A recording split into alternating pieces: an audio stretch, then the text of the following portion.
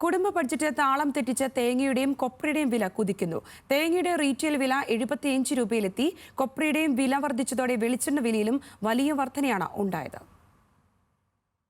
കുടുംബ ബജറ്റിന്റെ താളം തെറ്റിച്ച് വിപണിയിൽ തേങ്ങയുടെയും വെളിച്ചെണ്ണയുടെയും വില കുതിക്കുകയാണ്. തേങ്ങ കിലോ 75 രൂപയും ആട്ടിയ വെളിച്ചെണ്ണ കിലോ 300 രൂപയിലും എത്തി. കൊപ്രയ്ക്ക് കിലോ 160 രൂപയാണ് വില. തേങ്ങയുടെയും കൊപ്രയുടെയും വില വർദ്ധിച്ചതാണ് വെളിച്ചെണ്ണ വില വർദ്ധിക്കാൻ കാരണം. കഴിഞ്ഞ ഓണക്കാലം മുതലാണ് തേങ്ങയുടെയും കൊപ്രയുടെയും വെളിച്ചെണ്ണയുടെയും വിലയിൽ വലിയ വർധനമുണ്ടായത്. ശബരിമല മണ്ഡലകാലത്തും തേങ്ങാക്ഷാമം ഉണ്ടായി. ഓണക്കാലത്തിന് മുൻപ് വരെ 112 രൂപയായിരുന്നു 1 കിലോ കൊപ്രയ്ക്കുണ്ടായിരുന്നത്. തേങ്ങയുടെ വില 50-ന് മേലെയും. വെളിച്ചെണ്ണ വില 240 രൂപയും കടന്നിരുന്നു.